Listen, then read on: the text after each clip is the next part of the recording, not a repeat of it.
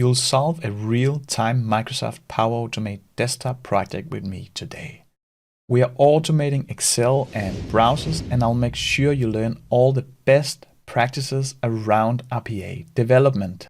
To learn the most, open up Power Automate desktop and do the programming with me.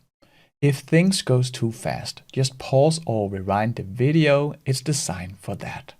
My name is Jensen. Let's learn some Microsoft Power Automate desktop. Let's start by downloading the Excel file for the lesson. The full address of this page is in the video description. Scroll a little bit down to description and then click download the Excel file for the lesson. That will take you to my OneDrive. Now click these three dots and then click download. Now we have downloaded the file. Let me just minimize this and open up my downloaded folder. I want to create a project folder, and I will do that on my desktop. It's not recommended to have your data for the robot on your desktop, but in the development phase, and especially when I'm about to show you a lot of things, it's very convenient. We will just need to remember to move it when we move the robot to production. Not a problem. So I right click here and then I say new folder. I will call mine project like this, and then I can open it. Here I will put in the downloaded Excel data like this. Now it's here. Let's open it and inspect the data. We have 7 sheets. The first sheet is called Jensen.org. That is some basic information about my social media. Then we have the one company's data. That is for a very basic exercise that we did last week. You can find the link to that video in the upper right corner. You don't need to go there now. You can find watch by this. You will learn everything here. So we will start by scraping 10 companies, and these are CVR numbers. That is VAT numbers in Danish. For each CVR number, I want to extract this information on a website I'll show you in a second. As the tutorial progresses, these challenges will be harder and harder. I built in some errors. I added some data that we can only access by clicking on other elements. And finally, I will show you the power of a REST API call at the last lesson. So hold on, just do the exercises with me. I'll explain everything and all the best practices, and we will start at the 2 companies 10 data sheet. You can see the names down here.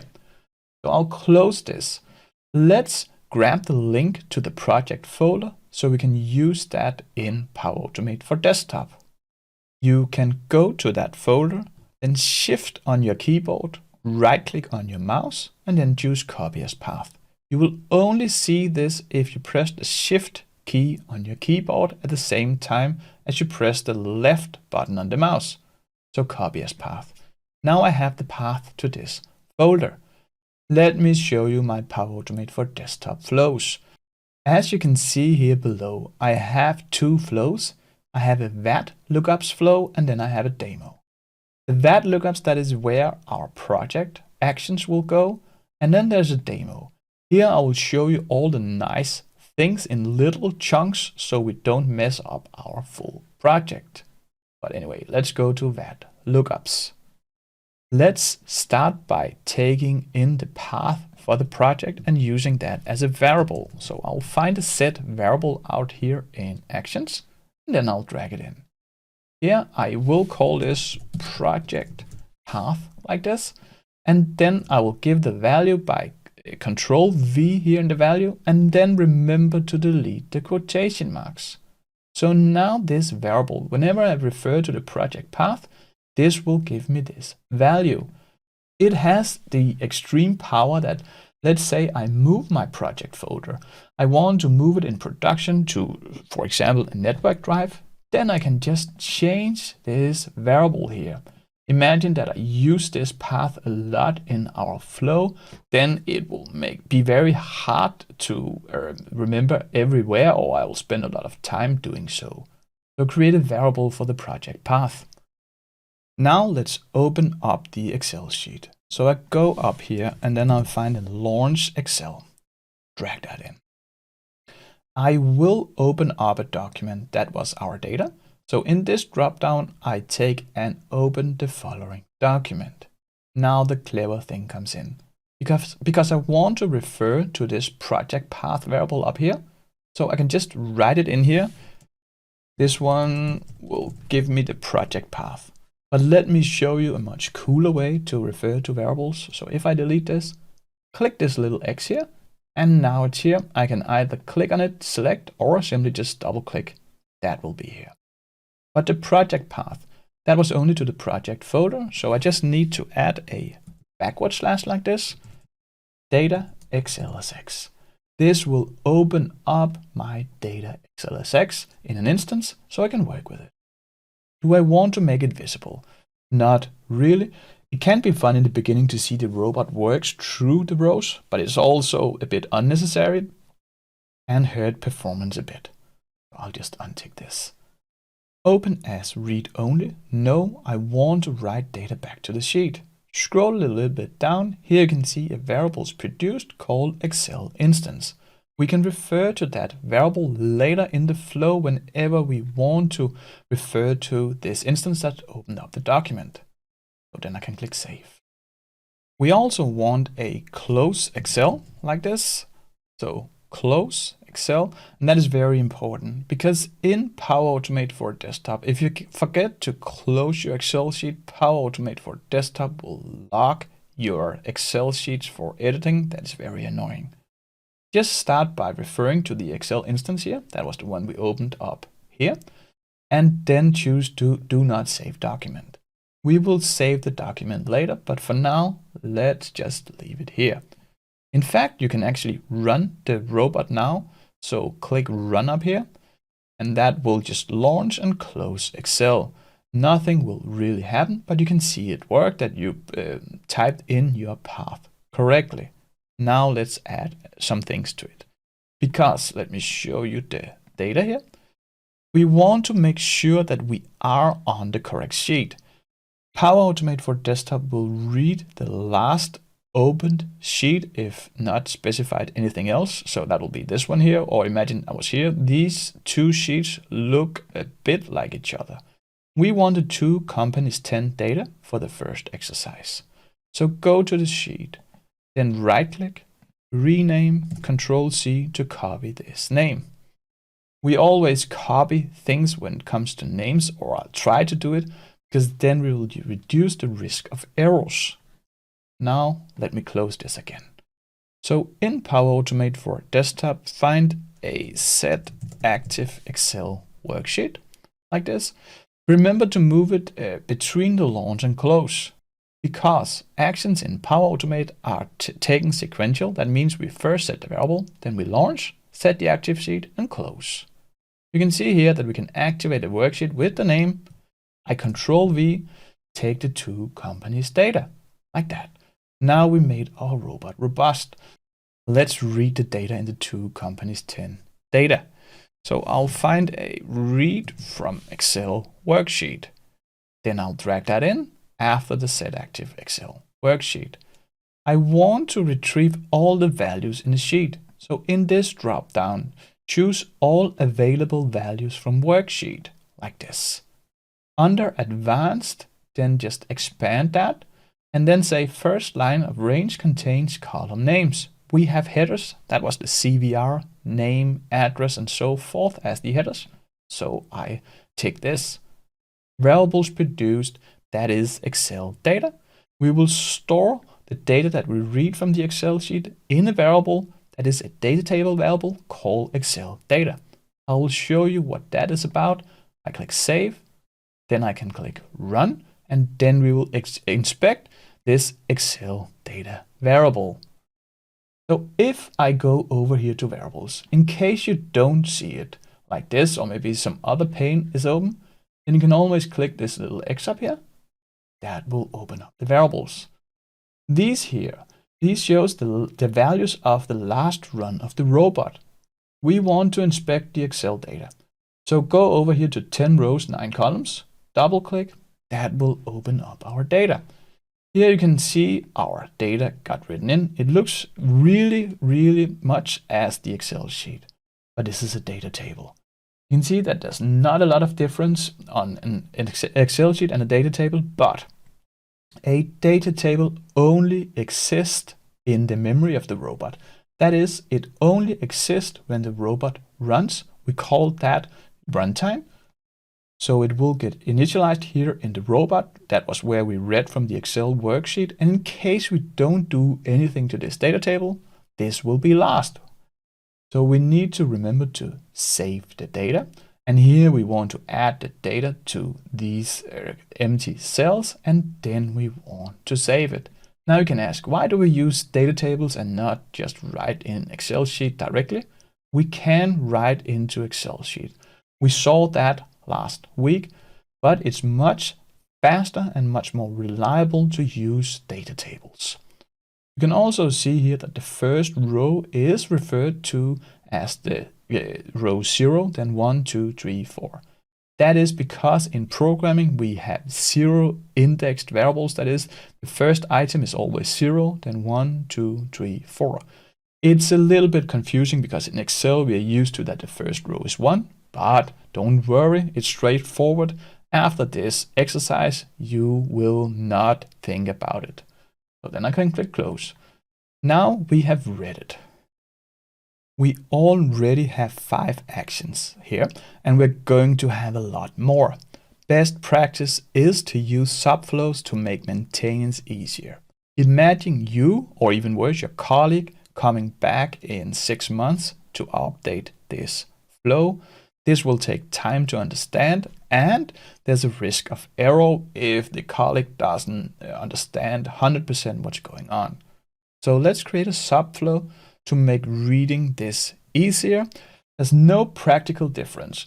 So even if we make a long list or a subflow as we see now, the robot will perform the same. We start by creating a subflow called initialization, and that can hold the actions that come before the actual web automation. So if I go up here to subflow, then I can click new subflow. I will call this initialization like this, and then I can click save. You'll see that this opens up an initialization. That is a subflow. We still have our main, that is what our main project is called. That is where the robot starts. And then we have an empty initialization. If for some reason you don't see it, but you have created it, you can always find it over here in subflow. Here, double click it, that will open it. The clever thing is that here in initialization, we will have all the actions that came before our process actually were running, that is performing the searches. So if I go to main, I want to take the set variable, then I hold Control key in, click the Launch Excel, click Set Active Excel Worksheet, and read from Excel Worksheet. These are all actions that is performed before we do the actual searches. So I can click X here, that will create an arrow, that is fine. Then I can go to initialization, Control V, that will paste them in. Now I just need to call this subflow here from the main. So if I go over to main, and up here, I can find a run subflow and drag it in. I want to have it in the start. And here from this dropdown, I can choose my subflows. I only have one, that is initialization. And I can click save. I can try to run the flow again. You can see that we just move inside the initialization, perform the actions there. Those ones were the same as before. And then we close Excel. Nothing has really changed, but this main has gotten a little bit easier to look at. And imagine we had like 50 actions, then it will be a lot easier. Let's create 2 more subflows. That is the subflows that we want for our process. So up here, I click new subflow. I also want an end process like this. That is where all my actions after the initialization comes. So if I go to main, I can take this close Excel, Control X, then Control V, paste it in the process. I just need to call this end process as well here from the main. So I drag in another run subflow, and now I can find the end process. Finally, The actual process, we will call that process. So go to subflows, then new subflow, call it process. That's it. We will have it empty for now, but we will start filling in a little while. Now go to main, drag in this run subflow between initialization and end process. Click the drop down and then take process, click save. If I click run again, then the same process will go on. We will have the initialization, the process and the end process. Now we just have it nicely here. So we did some of the initialization. Let's look at the actual case, because if I go to the case page here, scroll down to description, then find this link, https datacvr virk.dk. This is Danish VAT numbers. Everything is in Danish, but we can click English up here. That will take us to the English page. Here I want to do VAT lookups. And let me just find one from the Excel sheet here. So I'll open that, go to my data. I just picked the first one, so copy that one over into my browser and then paste it in, Control V. You can see here we have some data. And these data, for example, the address and the postal code, these matches these empty columns here in Excel. So now we can do these searches based on this VAT number, CVR, and then we can web extract these information and write it back to Excel.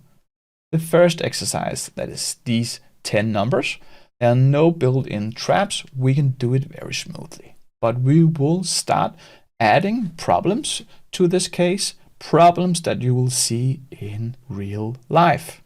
So first, let's just launch a new browser. I have my course data here in Edge, and I really want to use Chrome to separate these because we might want our robot to close all browser instances. So that's why I keep two browsers. You could keep one for this video that could be in Edge and another one in Chrome or so forth. So what we want to do is first grab the web address. Let me move one back. It is this one. So mark it, Control C. Now we have that. We go to the VAT lookups. Move inside the initialization. I want to set another variable with this URL. So I'll have a set variable and drag it in below the first. I will just call this URL and then I will Control V in this address, like that. I also want to launch a browser. And since I want to open all programs here in initialization, I put it in here and not in the process itself. So go over here and then pick Launch. Here you can choose between 4 different browsers: Internet Explorer, Firefox, Chrome and Edge. I prefer Chrome or Edge, but you can use Firefox as long as you promise you don't use the Internet Explorer. So drag in this Chrome, like this. Here we will launch a new instance, and then we will go to the URL that we just saved in this variable up here. So if I click this X here, that will take me to the URL, and I can click Save. We also want to close the browser. So in the end process, we'll find a close browser here and drag that one in. That will just close the browser instance that we have just opened. But because I really want to inspect the data, I just right click here and click Disable Action. For now, you should do the same so we can inspect. Right click and then Disable. That means that you can see it's grayed out. Until you enable it, the robot will ignore this action. Let's close our Excel sheet and then run the robot.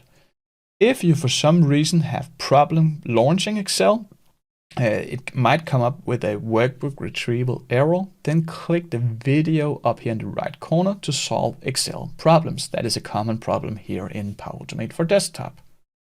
That's it. We opened up the correct browser. So that was Chrome and navigated to here.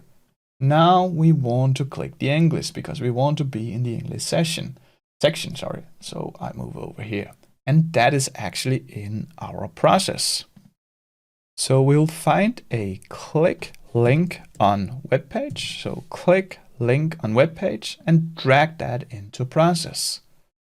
We are still working in the browser instance. And then if I click this drop down and then I click add UI element, and here you can see the UI elements on the web page gets red. In case you haven't installed the web extension, you need to do that. You can find a video guide to that by clicking the video in the upper right corner. But we already did that. So then just find the English button, then press Ctrl on your keyboard and click it. That one, we have now created that UI element for the English button. Then I can click Save. So that is the only thing we have in process for now. We have something in initialization here and in the end process. And remember, these three processes, subflows, those ones are controlled from the main. But let's just inspect the UI element that we just created. So if I go in here, I can now see on the UI elements, that is this stack of paper. So on the web page, that is data CVR virkelig, we have now created a button called English. And I can inspect the address of this button because every element in a browser or in the Windows user interface have an address. So if I double click it, you can see the address here. We will work with this address. You can see it looks kind of weird if you're not used to seeing this. This is a CSS selector. I'll show you a lot about customizing that later in this session. So for now, just click Save or Cancel. We haven't changed anything. But we only want to click this English if it's on Danish or in Greenlandish, that is kalder sisut. So, and in case the English is already clicked, we don't want to click it. So let's inspect the address of this button and see if there's an attribute we can use so we can check if this one is clicked or not. Now let me go to my demo flow. Let's move to the UI elements by clicking this stack of paper. I will add UI elements. I'll add one for this English button. And here you can see that I actually opened up Edge. That will work as well, but I'm not interested in that. I want the instance in Chrome. So don't confuse yourself. Make sure you choose that browser you specified in the initialization. So here I create a button for this English. So I press Ctrl N. I have created one that is when the button was not pushed. So, and then just click it normally with your mouse. Now it is gray, and that means we have pressed it. Then press Ctrl N and create another element. Now we have the English. That was when the button was not pushed, and the English 2 is when the button was pushed, and we don't need to click it again. So then I can click Done. We will inspect these two addresses and see if we can find an attribute that's changed during these two instances. So we have one here, the button English, and let's just rename it to keep better track of it. So I right click, then I can say rename. Here I'll say English not clicked and the other one called click. So go down here, right click, say English click. We do this just to keep track of our UI elements and to easily see what's going on. Always rename your UI elements as well. So now I can open this not click and really, and let me just, this is the address. I mark everything, Control C. Then I open up a notepad and just paste it in here. Then just one below. I need to find the address of the English clicked. So here I will just copy all of this and then paste it in here. It looks like, or it not looks like, these two selectors are the same. So right now these two are the same, and those ones cannot be used to see if this UI element is clicked or not. But let me just take the English not clicked. Let's move to the lower tier. Here we have a button called button English. So here we can see that we can add this to the address. Then this one will be saying disabled false. And similarly, I can click save here. I can go over to click, scroll down to the last part. Here I have the disable true. So these two differs. And in case you want to get really geeky, let me show you how you can actually check this in your browser. So if I just open up my browser and maximize this, now you can press F12 like this.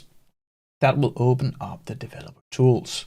It might open up to the right. Then you can click these three dots and choose dock to button. It's just a matter of preference if you want it over here, or as I prefer to have it in the button. Then click this arrow here. Now click the English. Right now it is clicked, but click it and then you can see something here.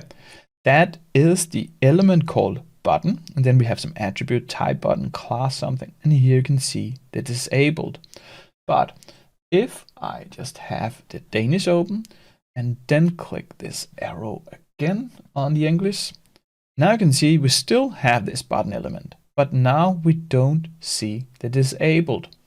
So the disabled is only present when this English here is pressed. Let me show you that again. Click the arrow here, go up here, and this disable, that corresponds to this disabled here in the demo.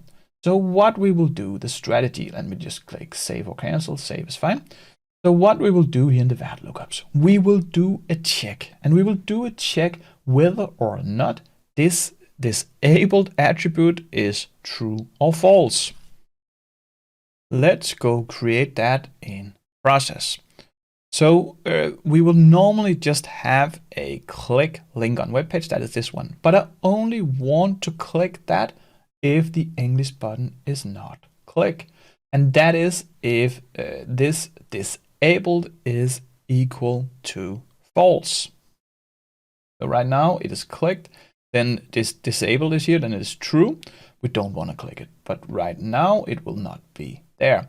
So let's go create that. So what I want to do is that I want to click this X here and then find a get details of element, get the value of an element's attribute on a web page. So usually these names will come to you very, very nice. Sometimes I don't even think about it. I just do a small search and then I just drag it in. So don't worry, you will learn all these actions. Now I drag this in. So I want to get the details of the element. I want to get them. We already created this UI element called button English. So I can just click this drop down, choose the button English like this. Then we want to get an attribute name, and I want to have the disabled. So maybe I can find it here. There it is. I'm storing it into a variables produced. I can store it into attribute value, or I can say disabled value and then click enter. This is just again a best practice to rename your variable so it makes sense. Then I can click save. So now we get the details, and then we can ask, is this disabled value true or false? Let me show you. So right now you can see that we have clicked, we have not clicked this English, and then it means that the disabled is equal to false. So we only want to click it when the disabled is false. I know I'm repeating myself a lot, but I really hope this will stick. This is an important concept to check for elements before just randomly clicking. This has the benefit that we will only click the elements when they are there. So always perform checks. That will improve performance and stability. So now I find an if. An if asks a question that can be answered with true or false. Drag it in right after the get details of element on web page. Here I want to ask, is this disabled value? So I find it over here in the variables manager like this. Is that equal to false? Then I want to click the link on web page. Let's see that in action. So now I click save here. Then I drag this click link down here in the if. Let us just see that it works. So I will just close this one down to not confuse ourselves, and then I'll run the flow. So here I'll run, and you can see I ran it from inside the process. That doesn't matter, it will still run. So right now we click the English. You saw that we have clicked here, But next time we open the browser, this will get remembered, so we should not click next time. Let's see if it works, and then we can move on. So now I just run the robot again. Very, very simple. I launched a new Chrome. Now we shouldn't click. And you can see we didn't click. It went really fast, but we didn't. That was because the disabled value for the second run was equal to true. And over here in process, we said that only if this disabled value was equal false, then we want to click on the link. So we created a kind of advanced check here where we got the details of the elements, and then we use the value of that attribute to perform an action. So congratulations, you already built some very advanced stuff. Having the check done, we can now perform the searches. So we will iterate through, let me open up the data again. We will iterate through each one of these rows here, like this. Then we will say, what is the number in the CVR column? We will perform the lookup on the web page, and then we will proceed. One step at a time. Let's just make sure that our robot can do these searches. So again, pay attention to the column header that is called CVR. We will refer to that in a little while. Let me close here and let's just move in.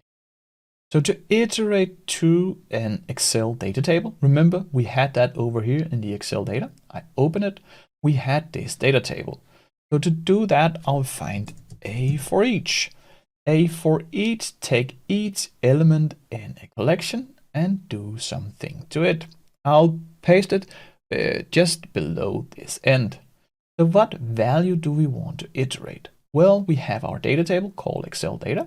Again, click this little X here, take the Excel data. Here, each one of the rows, whenever we are iterating through it, that is, we take first the first row, then the second, and so forth, we can refer to that in the current item variable.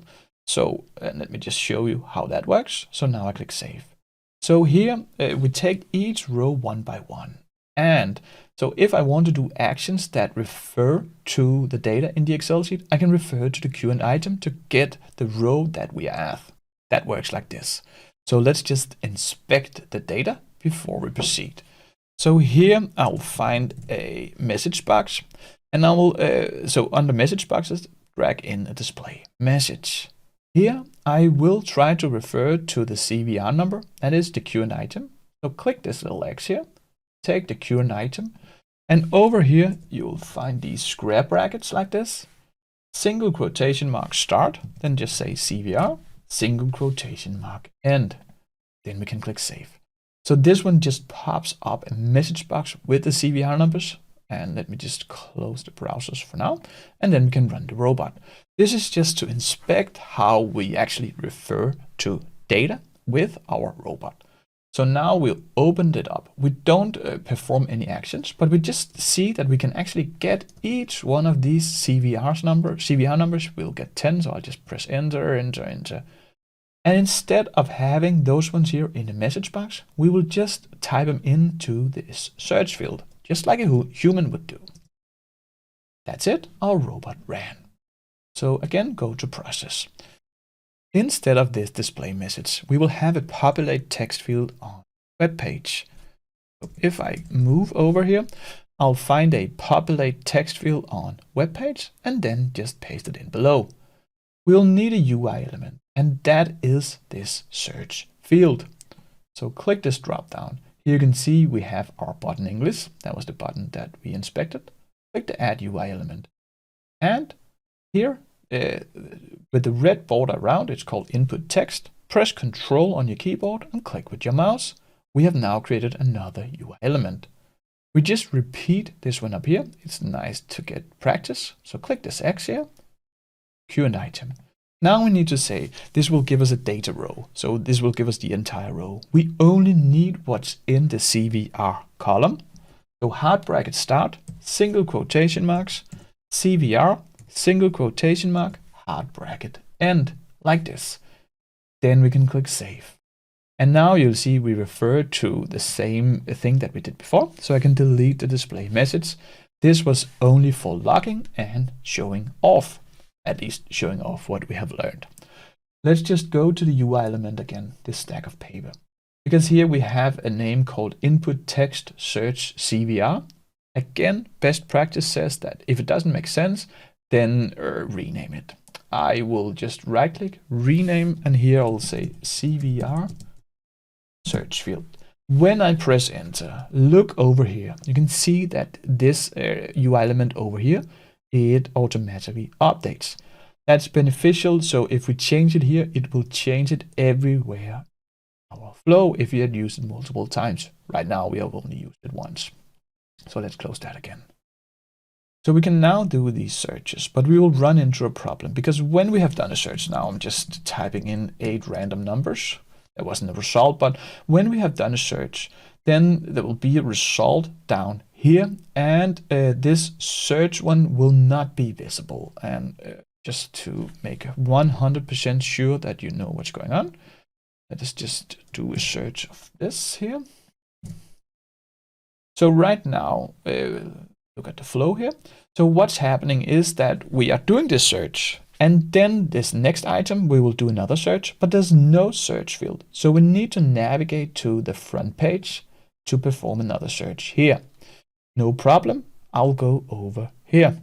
So what I will do here is that I'll find a go to web page here and drag it in just above the populated text field. I want to navigate to a URL, and remember, we created a variable for that. So click the X here, then find a URL like this and click save. Shouldn't we try to run it? Let me close this Excel sheet here and then run the robot. So now we're still needing a lot of actions, but we're taking it one step at a time very, very easily. That's it with Power Automate. Now you can see we do the searches. We actually not performing the searches, but we are typing it in and we're navigating to the page. Maybe you can see it up here. You can see that the page reloads every time, so that's fine. Now we just need to click this search button, move into process, then find a click link on web page here, and that's here. So after we've done the search, we want to click something. Click this UI element drop down. UI element over here. Here you can see we have this SVG or a button. It will not make a difference. This button will get clicked whether or not we take alternative 1 or 2. I just prefer this. Press Control and click it. Now we have created a button. So I click Save. Again, go over to UI Elements, open up the button search. Here we can see button search CVR. That is probably a fine name, so we will leave it there.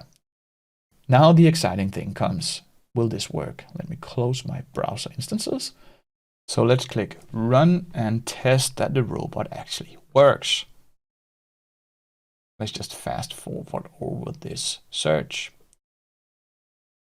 And that's it. We can now do the searches. Now we just need to scrape this data, but clap yourself on your shoulder. You learned a lot.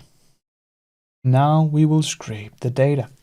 So what I want to do here is that I want to scrape the address, the postal code, everything that this Excel sheet specified on the company's 10 data. So name, address, postal code, city, start date, business type, advertising status. And one thing that I will do, because now I only have one screen, is that I'll just open up a notepad. Then I will just write the order of these columns because I will use them in a little while. I can, if you want, you can also have the Excel sheet open. That's just quite large. So for my small screen here, I prefer this. Start date, business type, advertising protection. So this is just to see what I actually want to search for, like this. Then I can close the Excel sheet. So right now I want to do some data scraping, and we have an action for that. That is extract data from web page. So go search for that. It's very important that you take the one on the browser and not UI automation. Then after the search, drag that in. Here you need to open up a web page with the results you want to scrape. We are here and we can see that. So now you can see my notepad is over here. Let me just drag this wizard up here. So we already have the CVR. We don't need that, but we want a name. The name is up here. So take this H1 with a red border, right click now, and then extract element value and choose the text. It doesn't matter whether or not you have this result up or some other result up. I'll just pick this one here. Then we can say, I also want the address. That one is here. So right click, extract element value, and choose that one. You can see they will get added over here. I also want the postal code, but these I cannot choose. I cannot take the postal code. It's the postal code and the city. No worries. I'll just right click and take them all together. We'll need to do data manipulation in a little while, but that's not a problem either. So now we had the postal code and the city. I want the start date. That one is here. So right click again, extract element value, and take the text. I also want the business type here. So right click, take that one. Then I want advertising protection. It's here, right click, this. Finally, I want the status, like this. Do this. So now I have all the elements. These will, or we'll see, work for all our results. That is because the addresses that this extract data from web page uses, those ones are quite generic. I can click save. Now let's try to run it again and inspect the data that gets created here in data from web page. So, and what happens here is that we are extracting for each one of these rows, we are extracting data. But you can also see that this will get overwritten because this variable only exists when the robot runs, but we can inspect it for the last result. That's all we're going to need. So now I click run again. Our robot will run, and then we'll do 10 searches and we will inspect the result that we will scrape. If this video helped, please give it a thumbs up and a comment. That will help my channel and me a lot, and I'll say thank you, and I'll promise to do much more of these videos. It's also quite scary because this is a longer build. A lot of things can go wrong. Sometimes when I develop during my daily developer life, things go wrong, but it's also nice to see how we can fix it. So if something goes wrong in this video, I will show the solution to that problem on the fly. Hopefully I can solve everything. Anyway, now we ran the robot. Over here we can see data from web page. Here we have our data. This one was the last result again, Vår Visa, the address, and here we have only the city and sorry, just postal code and the city in one column. We will need to separate those ones later.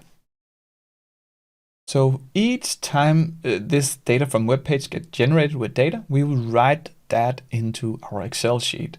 So after the extract data from web page, we will write that in.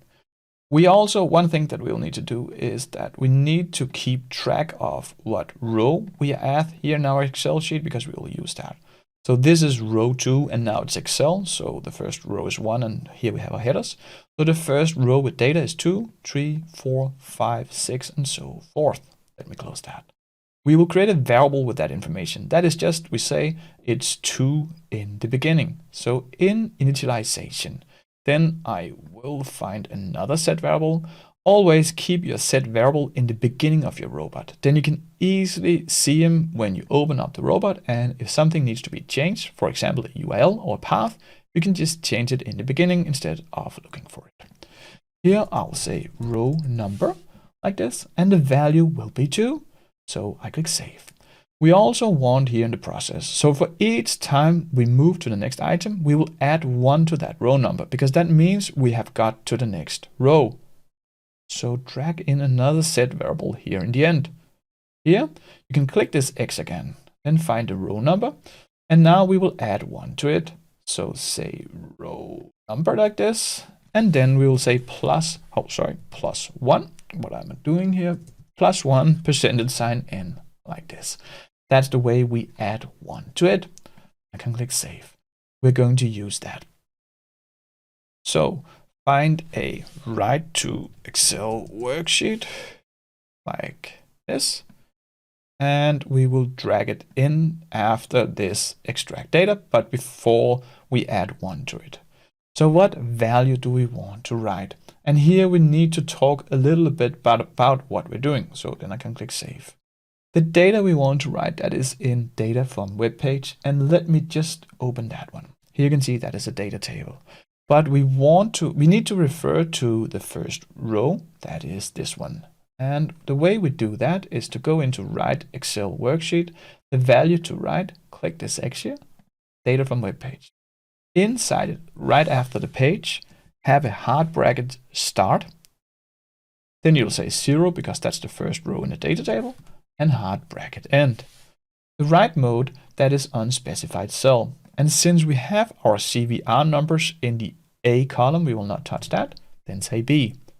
The row, well, we just created this row number variable to keep track of what row that needs to get written. So click the X here, then take the row number and click save. So now you just need in the end process, open up the close Excel and choose save document.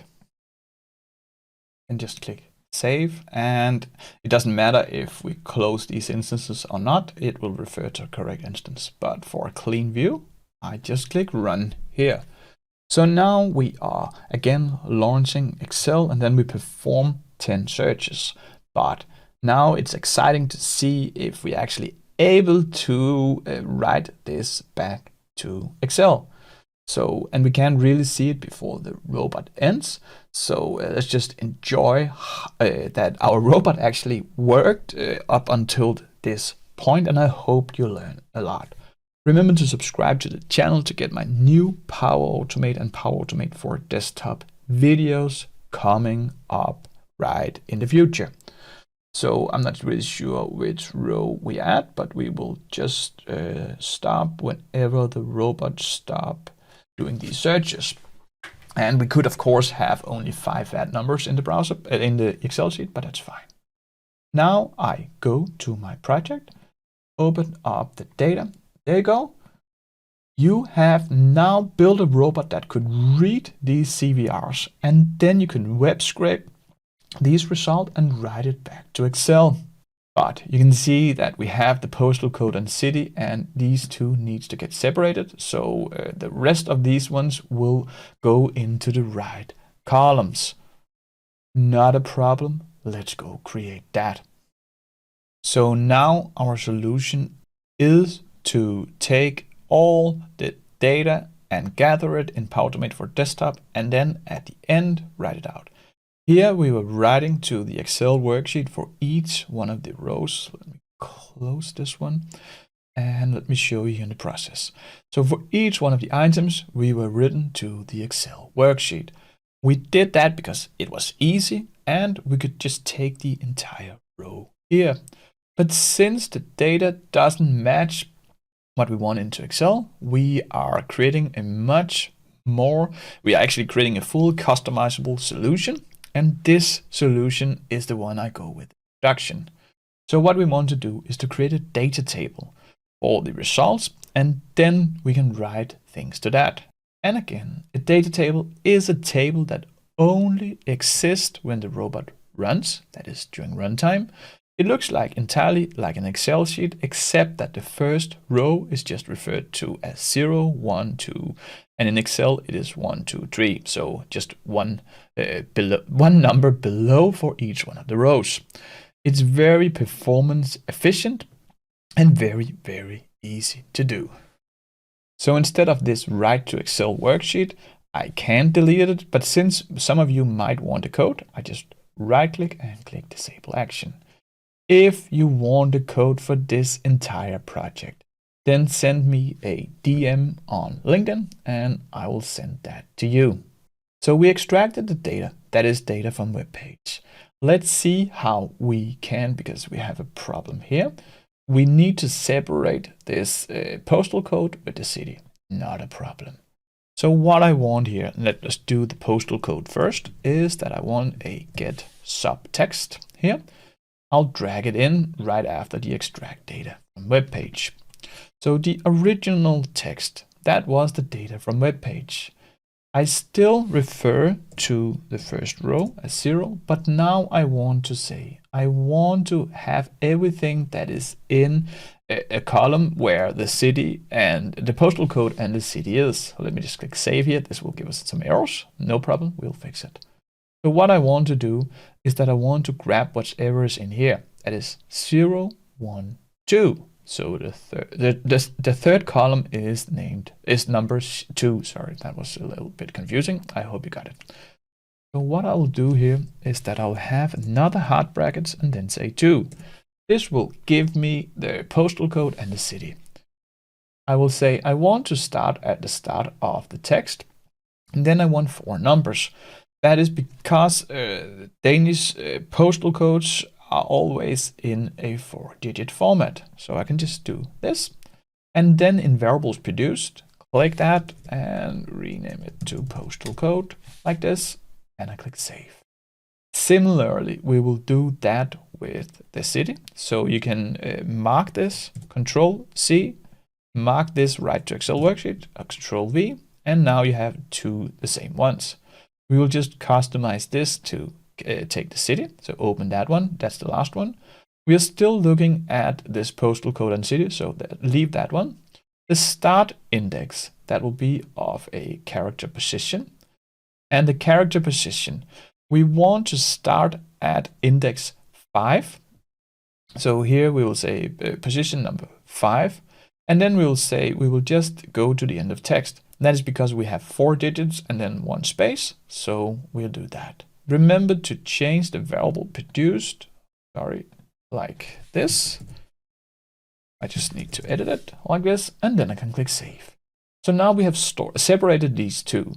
Similarly, we can refer to, let me show you here, we can refer to the start date. That is the 4 column by just changing this 0 to 3. We'll do that in a little while. Now we will create a data table and then we will add data to it during this process. So in initialization, that's up here, we will create another variable that will be our result variable. That is a data table. So I'll say set variable like this, and I'll drag it in. I will call this result data table like this, and then we'll give it a value. So this one is a little bit longer expression. It's very easy when you get used to it. So let me show you. So I'll have a percentage sign in the start, and I can add as many spaces as I want. Those ones will just be ignored. This is just to show you, to make it a little bit more easier to read. Then I will have curly brackets in the start and in the end. So again, you don't have to use these spaces. I just needed to, so I can show you a little bit better. Then I want to say I have a headers row. So I have this hat here. And then I am specifying my headers, because right now here in initialization, I will only add headers to it. And then when we add data to it, then we will specify what comes in. So here I have these headers. So there's a hard bracket start, and in the end of these curly brackets, I'll have a hard bracket end, and I will add in the names here. So CVR in single quotation marks, and then they are comma separated. We have the CVR, the name address. So like this, name, then comma, single quote. It's very important that you write it exactly like I do, because then otherwise it will not work. So address, postal code, and city. Again, these expressions will ignore the space. So we'll do this. City, and what do we need? We need the start date, business type.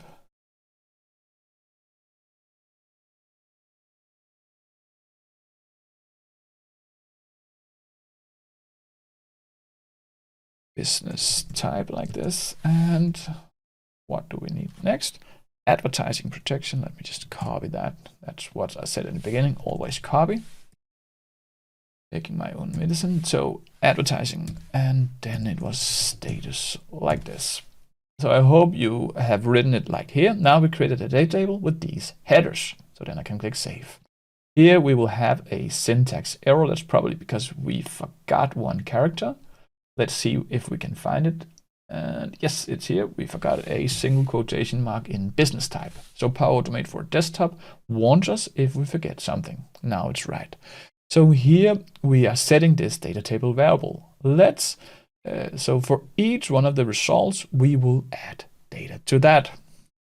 So find a set variable here and drag that one in just below the get subtext. Here I want to write to the result data table variable that I just created. So click here, go find it here, and then the value. So I want to take whatever is in the result data table, like this here, and then I want to add a new row to it. In this way, we keep everything what's in the result data table. Imagine that we are iterating through it for the second time or further. We don't want to overwrite it.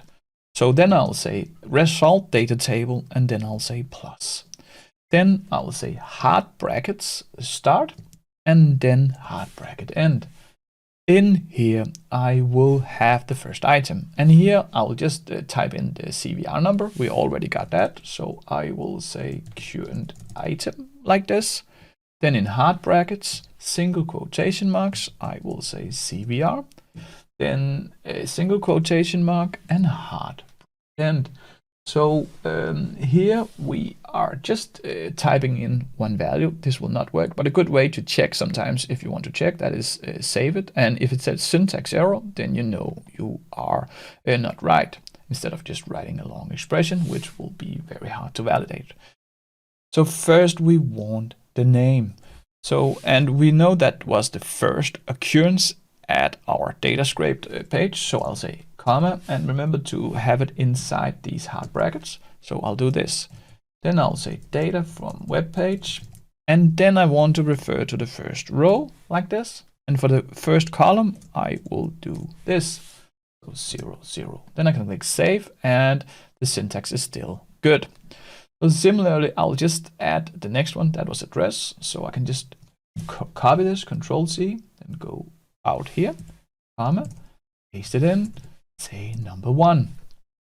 Then I want the postal code and city. So I will say postal code, and then I'll say city. That will get the variables. And then I want the rest of the items. Let us just see. Oh, that was the wrong one. So I just want start type, start date, business type, advertising protection, and status.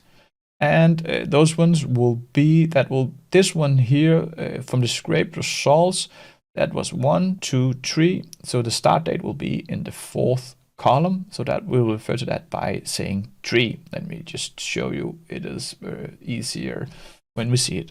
So I'll say comma, then paste in here. Then I'll say 3rd column, comma, paste in number 4.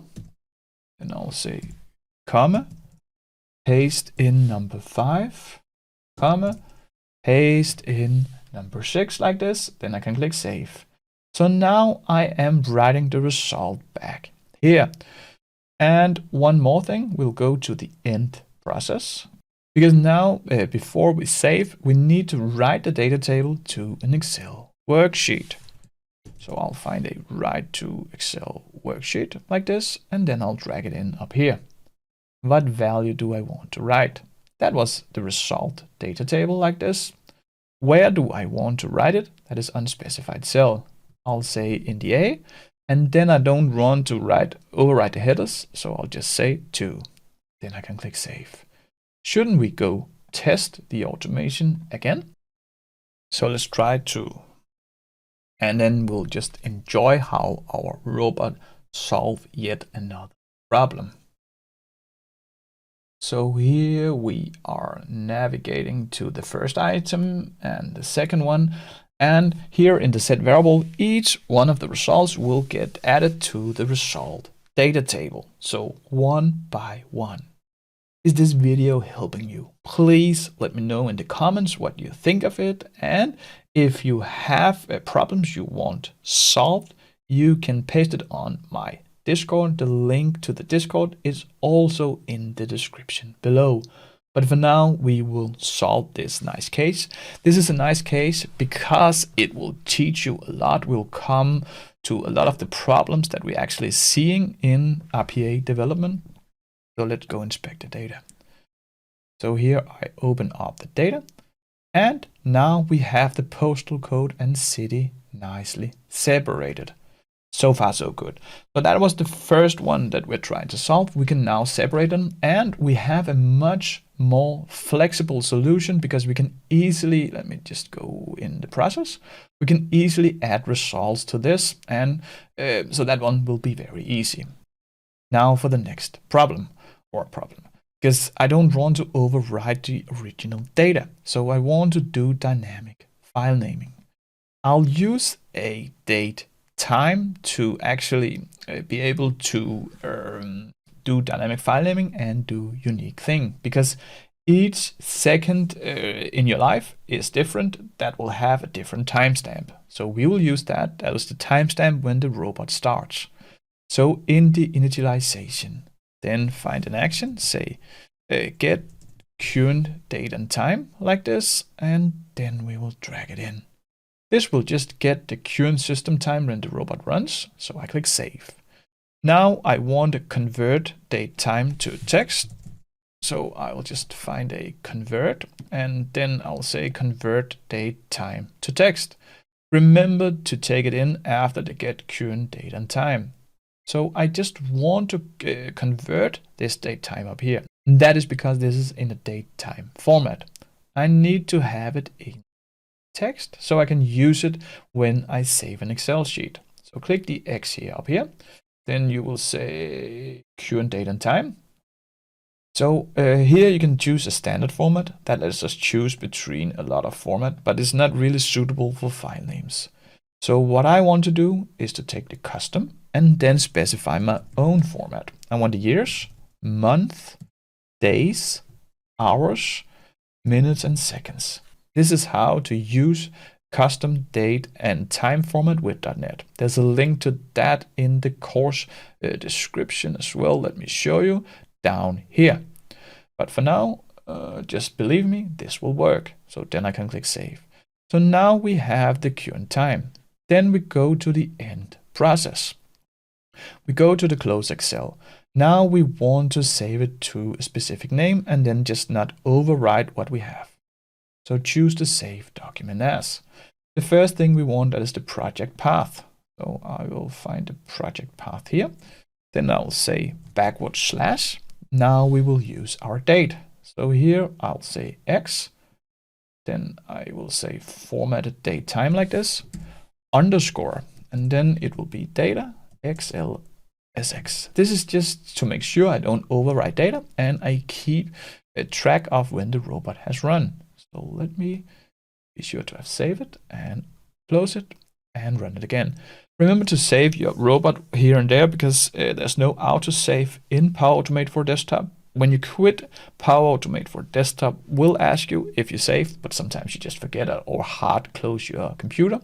That will not be optimal to lose all your code.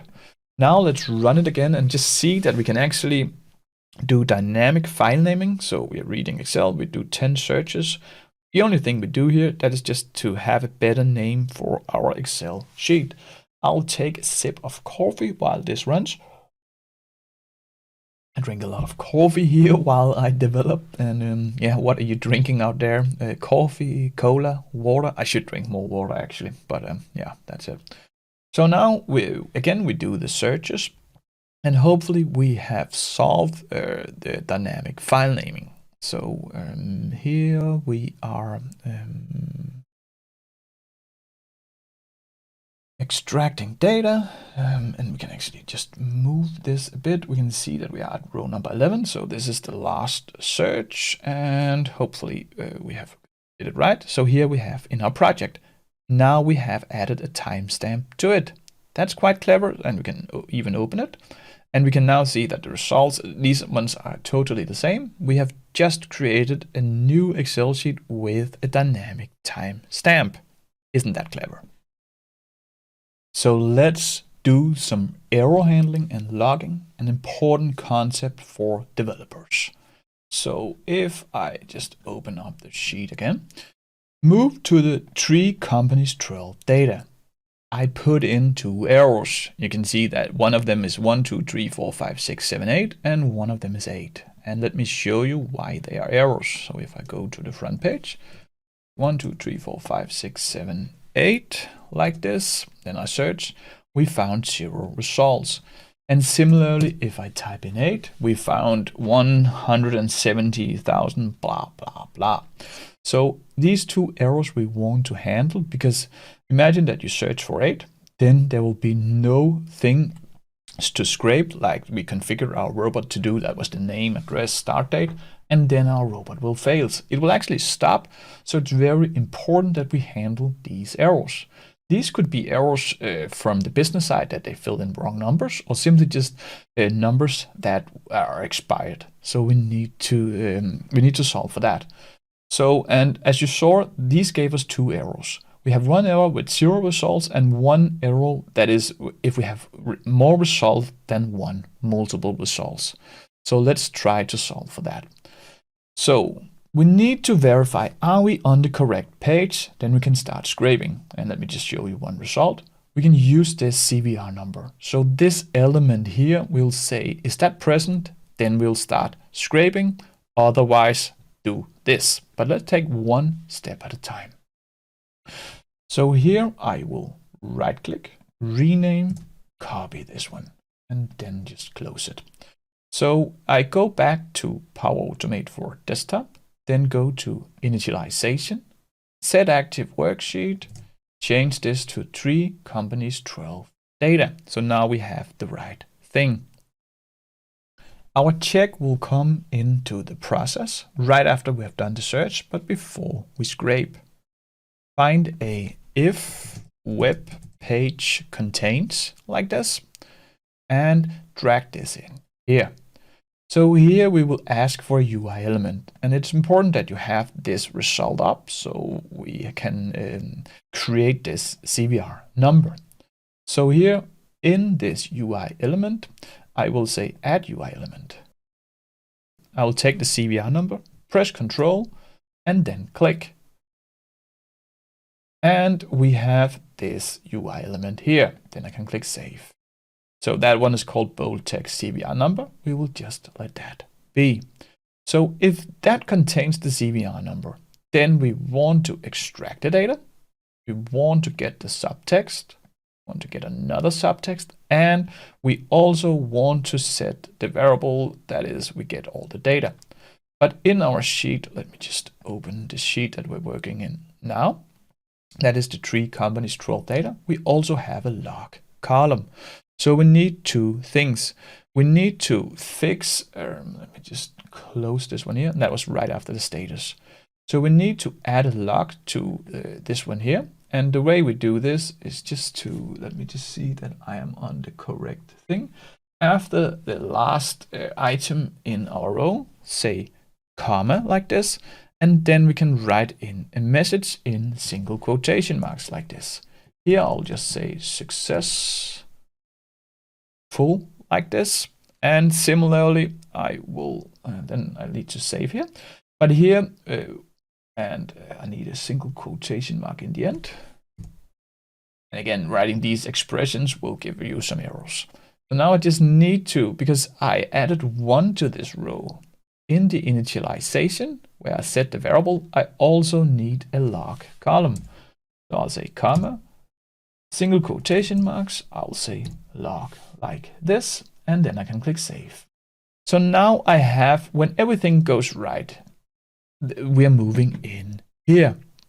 Then we can say, well, what if we want a fault? What if this fails? We want an error message. So if I go up here, I will find an else like this and drag this else inside this if web page contains. So it will say, is this present? Yes, then we'll do this. Else we'll do something else. So here we can say, well, we want to look for whenever this is with 0 results, that was whenever we did this. We'll create an instance for that first. So we'll just look for this. We found 0 elements. And if that is present, then we want to do a log where we tell we found 0 results. It will look like this. So again, I will just have a if web page contains like this, and I'll drag it in here. So I'll need to create a UI element. And what I will do here is that I'll add this UI element. That one is this heading. So, and then I will press Control, then a click save. So here I will say, if this we found 0 results, then I can make a log. And again, I will just use either this one up here. So I can copy this one here. So right click, copy, move down here, right click, paste. Of course, I shouldn't write all these things. I'll keep the CVR, but I'll delete this. And then you will have 2 single quotation marks. That'll be an empty value. Delete this one as well. You'll need to have the same amount, so that's why I do it like this. And we don't have any data to write here because we haven't scraped anything. We found 0 results, remember? And let me just keep the syntax manual. So here, 2 single quotation marks, 2 single quotation marks, 2 single quotation marks, like this. And instead of successful, we will just write fail. We found 0 results, like this. And then I can click save. So now we have this, but we still need to do something whenever we have multiple results. But let's just first inspect this element over here. So here I'll say heading, we found 2 results, and then just rename this. And here I will say heading 0 results. But something tells me, let me open this one here, that here you can see that this H2, this selector is the same as it will be when we have multiple results. There's nothing that says here, it's just the H2 header. So we need to say something about, well, what's actually in this header here. And let me again open this one here, press F12 like this. And again, this is very important, so I really hope you do this. Then just choose the arrow and click here. Here you can see if this H2, we can say, does that contains we found 0 results. So we will just add this text to it. We go over here and we have this text editor like this. So then we say, we want to say, is this H2, does that contains? And I actually am creating a course in manipulating CSS selectors. So that one will be upcoming. Stay tuned. So here I will say contains, then a parentheses start, quotation marks, paste in that we found 0 result, quotation mark, parentheses end. That is the selector that we're going to use. So then I can click save. So now we have this one here. But we also want to say, if this is not the case, if this is not 0 results, then we know we have multiple results. And in the ideal world, you will counter for every exception that you want to look at. So it's important that you put it inside the if web contains this second one. Then just take this one, copy it, move down here, click the end, Control V, paste it in. Now open that log message and say, fail, we found multiple results like this, and then we can click save. Now we are ready to do error handling and logging. So let's do that. I'm just saving it again. Then I can click run. So now we run the robot again, and what we added here is advanced error handling and logging. So and here we are doing the exact same searches as before, but hopefully we will also update the log column and we will counter the errors. So right here you see that here the robot shouldn't do nothing, it should do a new search. It did. I actually think it did before as well. 1, 2, 3, 4, 5, 6, 7, 8. We were just busy talking, the two of us. So it's, and actually here we have this 8 here. So what we actually doing, let us just see why we searched that twice, or that was what I saw. So let us just make sure that we are not doing anything we don't want. That should be correct. So right here, and let's just move all the way to the end. And that one was our last item.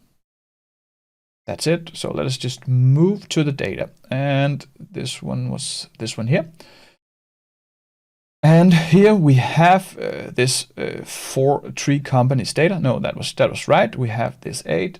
Fail, we found 0 results, and fail, we found multiple results. Isn't that pretty? We have now, and you can see these data will not get updated because our robot will not, if it can find a result, then it will not run. That's it. And let me just show you the next case, because now it will get even more difficult. I added 1 item, and here we actually have a problem. And let us just try to, let us just go here, rename that one, and copy the number 4. Let me save it. Close down this Excel sheet, go to my bad lookups, take the initialization, set active Excel worksheet, paste it in. Now let's just try to run the robot without doing anything, and I'll show you what the error is. Hint, there's a difference in how the data looks in these searches. So now I'm introducing a company with some other items, and because we just scrape here by the number, that is, we take 1 item, that is the address, then the postal code, and so forth. Then if a weird company comes in, and then it will, because of the numbering, it will just scrape like that. So we need to create more robust selectors. I'll show you what the problem is and how we can create a robust selector. So we're doing these searches again. Let me just fast forward. That's it. And if I inspect my results, and again, we still have this time from a nice format, you can see here that one of my items, and that is this one here, Revisor Partner. Here we have 2 dates, and then suddenly we have everything that we have: postal code, city, start date, business type, advertising, and so forth. And that is because our usual result look like this, but for some reason some of the companies look a little bit different. Let me just do a search with this weird company. Here you can see we have 2 dates, and the auto-generated selectors in Power Automate just take this as, treat this as property number 2, 3, 4, 5, 6. And then when another date occurs, then they will just say, oh, well, that is the 4th element, do this. So we need some knowledge about selector work. Let me just delete all these here so we can combat for that. We need to create stable selectors for each one of the UI elements. And that is if I go to the VAT lookups and then in the process. So instead of this extract data from web page, we will get the details of the elements. Let me show you. Let me go to the demo here, that one is here, and let's try to create UI elements. These ones were the English ones, so not to confuse ourselves, I will just completely delete it. So now we have an empty flow. And what do I want to do? Well, I first, I of course need to do everything, but then I want to create a more stable selector for, let's start with the H1 header and then the address. So F12 to open up the developer tools. Click the arrow here, and let's just take the address first. So what we want to do here is that we want to use this address as an anchor, because we know that if an address comes, then the next thing will be the actual address. So we want to include that in the selector. Power Automate for desktop didn't do that. So if I just go one above here, click this, you can see we have this address here. So what we want to say, we want to look for a div that contains address. Then we want to take the next div, that is this div, and we can add the class called col6, call LG9. We probably don't need it, but let's just do that. So let me open up a new notepad, and let's just create the selectors all by once, and then we can easily create them in Power Automate for desktop. So we want a div, and we want to say that needs to contains, and then we say contains address like this. So I'll say parentheses, quotation marks like this. Then I want to say address, quotation marks like this. Then I want to say I want the next div like this. And here I want to say in hard brackets, I want to say I want the class to be this one here. Copy this one here and then move inside here. So here I'll say class whenever the div contains address, then take the next div with this class, and then let me get then we will use a get details of elements web page to get it out. So I'll just copy this, and let's go back to my demo flow. Here I'll add a UI element, and let's just take this one here, the auto-generated, press Control and pick it. Click done. And so this one is over here. And here first, let's just right click and rename it to address like this. Then double click to open it. And here you can see that this is not the selector we want to use. So I want the text editor. Let's delete it. Control V. This is our selector. So what we will do here is to click save, and then we can get whatever we want by using a get details of element on web page here. The web browser instance, let's just refer to this now. I just closed the developer tools for now. So I will be referring to this one here. So the web browser instance, we need to open up a browser. So I just click save here, and then I just click launch. And then I launch another Chrome. Now we will just attach to this page down here. So I'll attach to running instance by title, click the drop down and unit view, click save. We're just doing this here in the demo flow where we're trying to understand what's going on. Double click that get details of element on web page, we will fill it in. So now I can choose the browser. The UI element, I created it over here, the address. And here we will just say we just want this own text, and the variables produced, well, because we want to rename it in the final flow, I'll also do it here. Click save. So now when I try to run this flow, we will attach to this, and then we will get this CVR number attribute. The flow has actually ran on in here. Here you can see we got the address, and that was by using this selector here. So let's create selectors for each one of the other elements. I'll have it here. So this one was, we need the name. We don't have that one yet. Then we want the address. We have that one here. And then we want, I can actually just copy it from the list we made over here. So we can do this.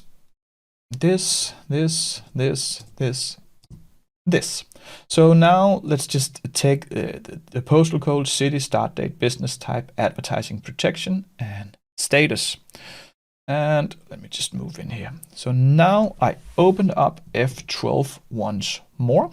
And this is actually very nice to have this knowledge. You need this as a Power Automate for desktop developer. So now choose the postal code, click that one. Here you can see we have the postal code. And if you open up the div just one before, you can see just as before we have a div that contains postal code and city.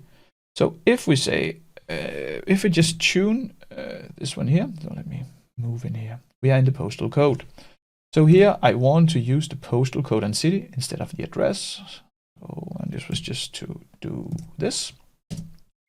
Now let me do this, cut it, and then replace it with address like this.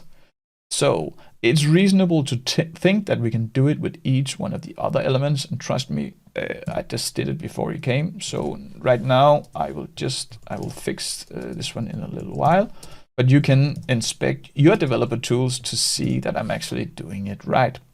So here we have the address, the postal code, and city. These are actually the same, so we'll only do it once, but for now we will just have it here. Then we have this start date. So and let us just try to, because they look so similar, we will just try to do it, and then we'll have the start date, then we'll have the business type, and it's reasonable to think that it's just these ones up here. And then we'll have the business type, the advertising protection here. It's always challenging to do these long builds, but I think both you and I learn a lot from it. So yeah, so that is worth it. So now we have the selectors. We just need one for the name actually. And let us just try to see what we can use here. So here we have a H1, and what I want to use is that I want to say the class contains the H2 here. So let's just have this one here. So a selector for this one, was it here? The name, that will be H1, that is this element H1.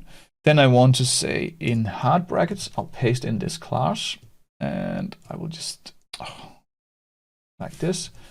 I will just say contains, that is a star. And again, because I just want this H2, that should be stable enough. I'll do this. So now we have selectors for each one of the elements that we want to scrape. Now we need, in this flow, we need to get details of element on web page and fix the selector for each one of these elements. Let's go do that in Power Automate for desktop. So instead of this extract data from web page, I'll just right click and disable. I'll have, and now you can see these ones errors, so we can't enable it if we don't want to look at it, but that doesn't really matter. So then have a get details of element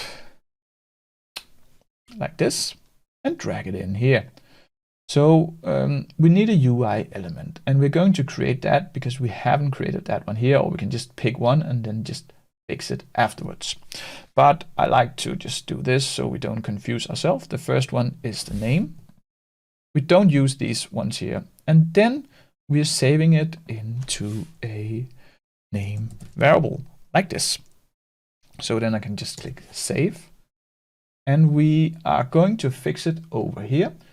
So, and you can see here, heading 1, Revisa Partner APS. So I right click here. And then I'll say, I'll call this name, that is the UI element. We still need to fix the address, so double click it, text editor, and we have it here. So this one is our selector, like this, and then I can click save. Similarly, we create the other ones and save it into these names, blah, blah, blah. So what we can do is that we can add the UI elements over here, or we can do it in the get details of element on web page. No, I'll just do it here so we can get used to it. I'll create a new UI element, and this is the postal code city. So here I will add a UI element like this, and we will save this into postal code city like this, because now again we're saving it to the same one. So here let us just fix the name over here. So I rename, and here I'll say postal code city like this, and I also need to fix the address. So double click and take this text editor and have this postal code. So still need the address actually. So that one is the postal code. But then instead of using this get subtext to store it here, to have the original text, I'll delete this and use the postal code city instead. Like this, save it. And the get subtext will still work. It's the same data that we get out. So I just do this, like this, and I click save. So now we're using it down here. And to use the name, that was actually the data from web page. We can change that, or we can do it all by once. So we're deleting it down here, and then we just refer to the name variable. Then I can click save. So we need the address actually. So let's have another get details on web page. Choose this drop down, add UI element.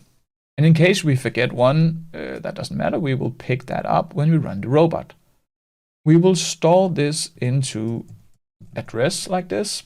Over here, I'll right click, rename address here. Then we just need to double click. Again, we're doing a lot of repetitions that will make us good. So here, I will just copy this selector that we created here. Then I can click save. So now we have name, address, postal code, and city. We can take the business type and advertising protection. So here, I will take the business type, add UI element here.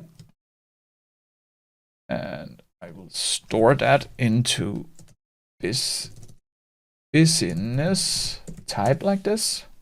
Save. I will, and here you can see that we have div and partselskab. So I will right click, rename, call this UI element business type, and double click it. Text editor. You'll get used to this if you, hopefully you're doing this with me. So then I can copy this, paste it in up here. Now we need another one because we got advertising protection. So add a UI element for that. Here. And we will call this advertising protection like this. And we'll click save. Again, go over here, right click, rename protection like this. Double click to open it. Text editor. And then we will copy this one in here. Then we click save. So now we have the advertising protection. What do we need? We just need the status. So let's have another get details of element on web page. Add UI element. And we're doing this to create our own selectors. So just pick one of these. We just we are fixing it so it doesn't really matter. Change this to status and then click save. So now go over here to div normal, right click, rename, and then we can say status. Open it, text editor, go into the text document and copy this one over here, override, click save. So now we have all our elements. Then we can update our set variable here with the log or the data row that gets added. So now we have the name, and then we what we want next was the address. So instead of this data from web page 01, I'll type in address. And remember, if I spell wrongly here, the variables will not be referred to correct. So if we have an error on the variable side, it can be because of this. So then I'll say business type. I can find them here because I created them in order. So and then the fourth one, that will be advertising protection. Then we will have status. So here we just need to delete this and add a start date wherever it fits. Let us just see wherever we want the start date. Let us just open here. And we want a start date after the city. We didn't create that one. That is okay. So let's just create it in here. So what we're doing here is that we are deleting this one here. And right after the city, we start writing start date. We haven't created that variable, so it'll give us an error. That's fine. I just click save. You can see it here. So after this postal code city, have this get details of element on web page, choose the UI element, and then add UI element. And let me just minimize this. So the start date, that could be this one here. Like this. And now to open up the demo. So here, now we can create the start date variable. then we'll say save. And when you work with this, you can see that there's plenty of possibilities to make an error. Don't worry, you can see I often forget things. That's perfectly fine. Just you should just be able to fix it, then it doesn't really matter. So, and the start date, we also created a selector for that. We just forgot to create it, that's fine. Then we click save. So now we have each one of these. We can delete the extract data from web page like this. We also have this row number. We can actually also delete it, but for now it's okay. It keeps track of the rows. Let's just see if this works. I'll just save it. Again, remember to save your flows. So now I will run it, and I will.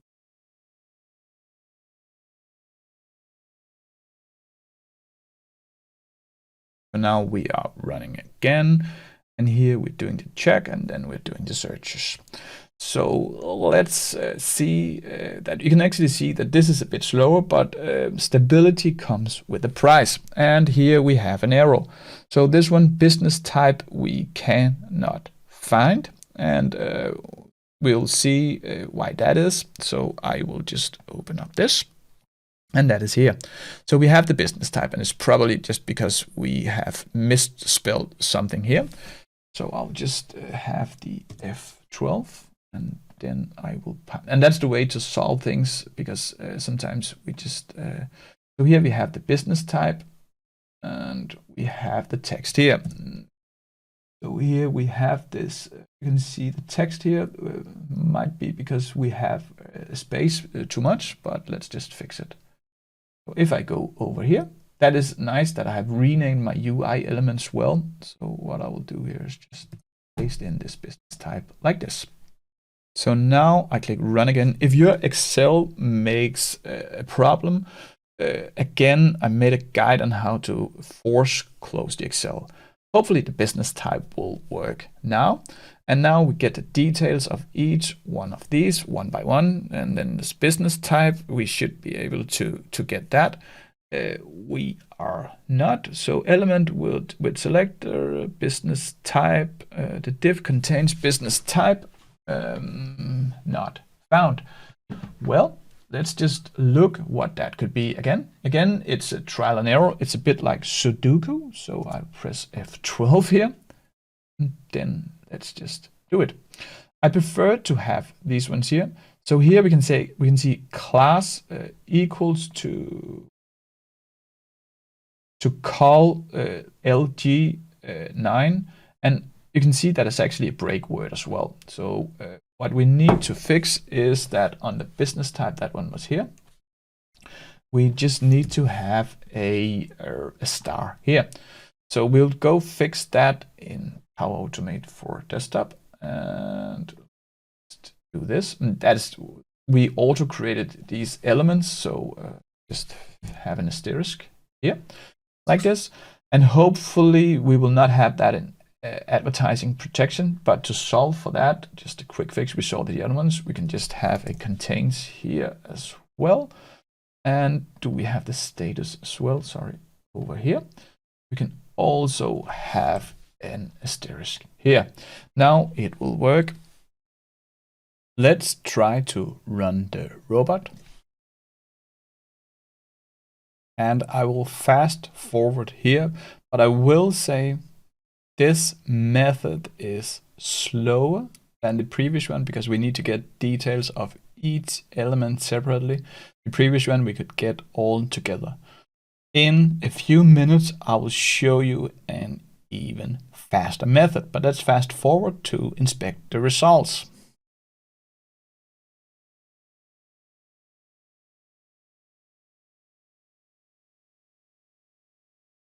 That's it. Let's inspect our data. So here, if I go to sheet number, oh, sorry, that was 4. Here we have our result. And we also have everything. We only have one date for each, and each of the business type and so forth are in right places. We also have these 2 fails, but those were the ones that we created before. So mission accomplished.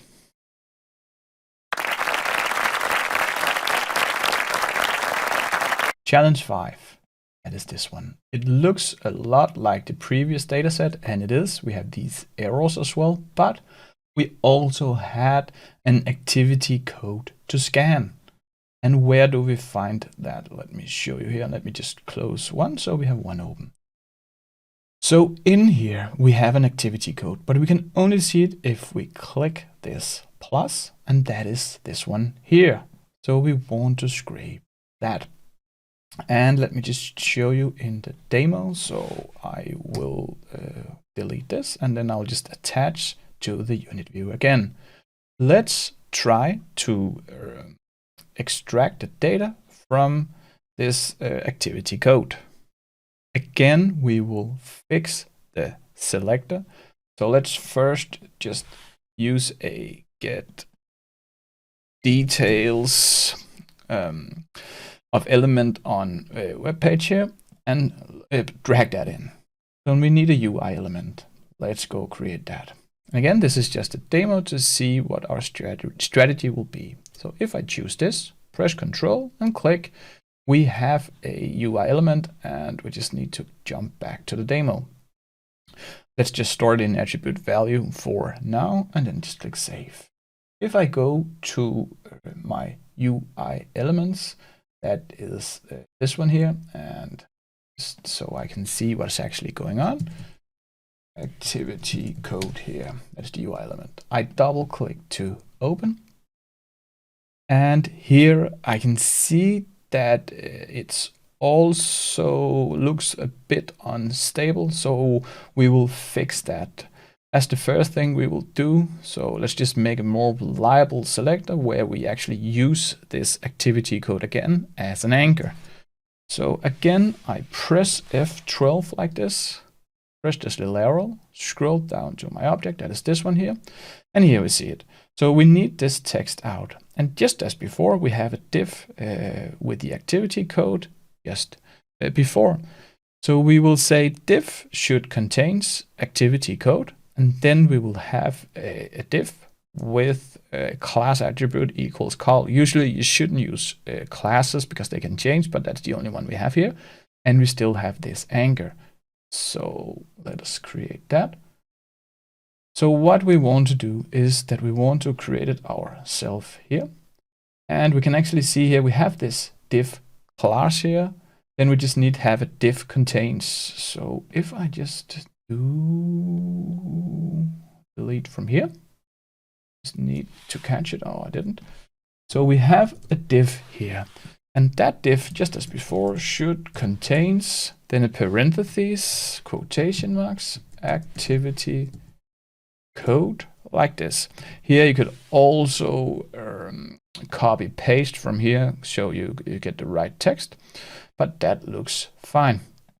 So now we have a more stable UI element, and let's just try to get the data out with the demo flow. So I click run. So I run the flow, and we will see, actually I think it already ran, we can see it here, and in the attribute value we got the right data out. But the challenge here is that if this looks like this, are we also getting it out? So we know we have, now you can see here, we try to get in there. Let's see if we get it, and we will get a blank value. So our strategy here is to, let me just find it here, is to first click on expanded business information.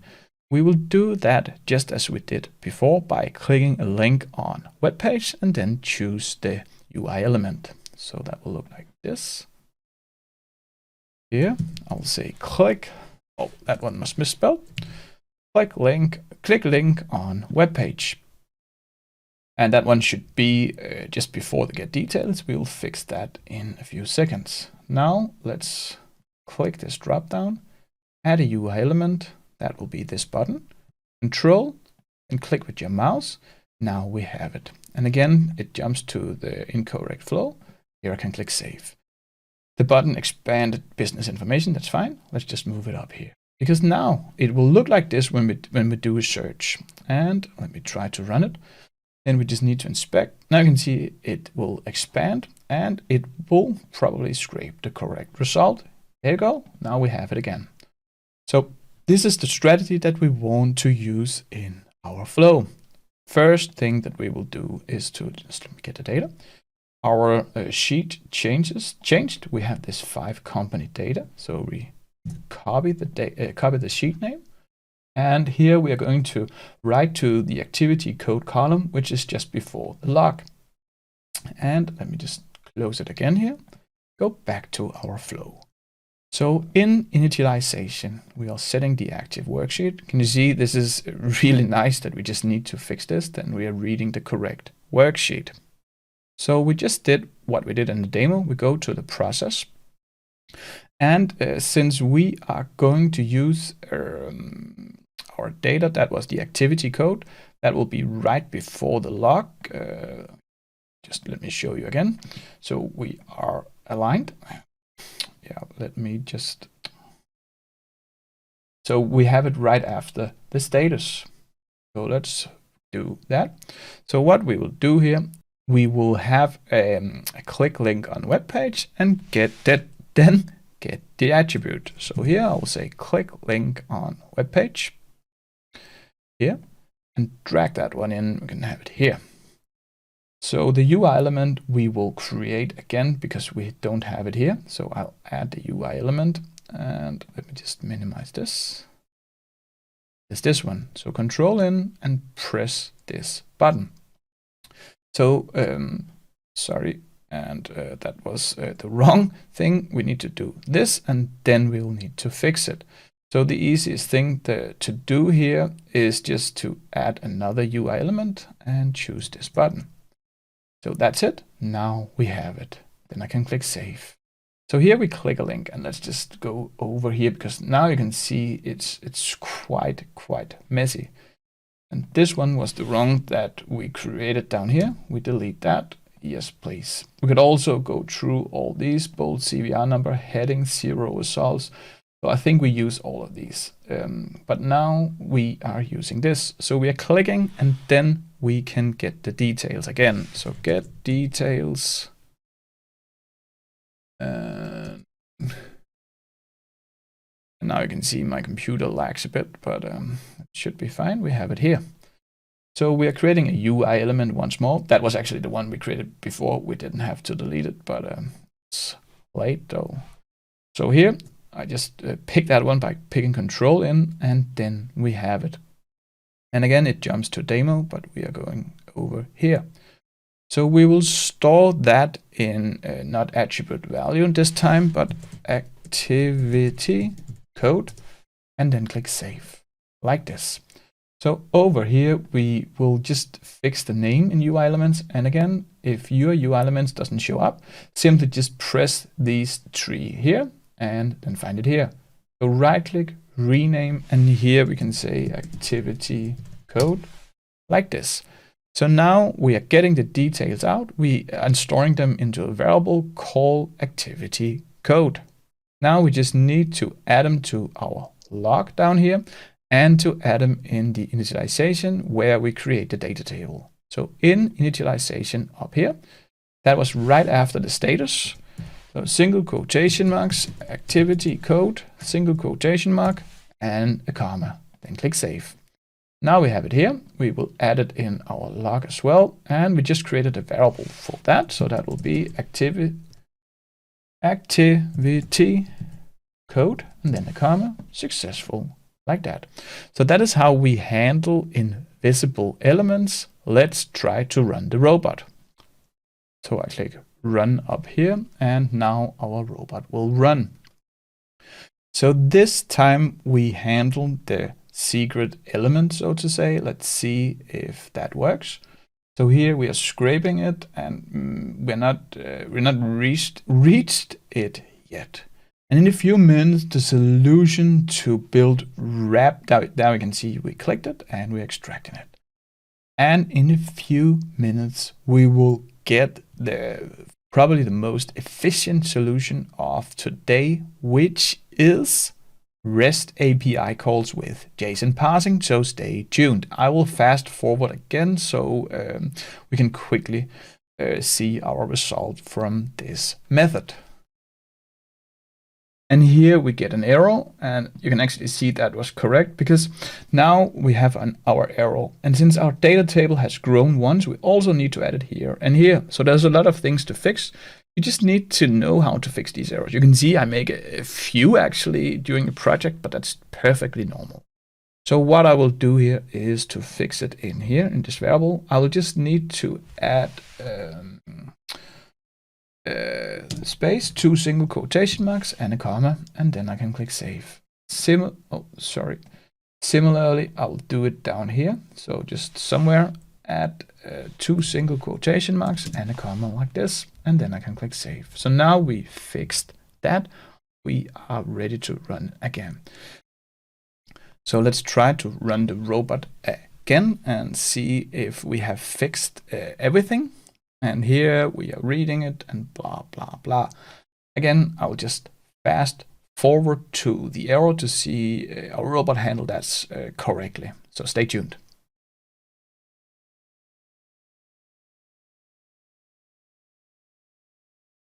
Here we have one of the errors. And let's just see if we're able, it's my pencil, let's just see if we are able to handle that. That we actually wrote the log, it appears, so that's great.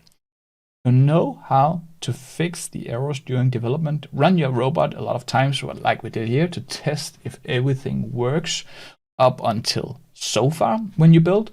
Then you will catch the errors on the fly and not build an entire workflow and then discover that something in the beginning didn't work and now you have to build it all over. So test it during development a lot, just run it, and maybe you don't have to run 10 occurrences, so just have maybe 2 rows in Excel sheet. For now, it's great because we get a chance to talk to each other. And again, everything here in Power Automate for Desktop is straightforward. We need to know a few best practices, but that's that.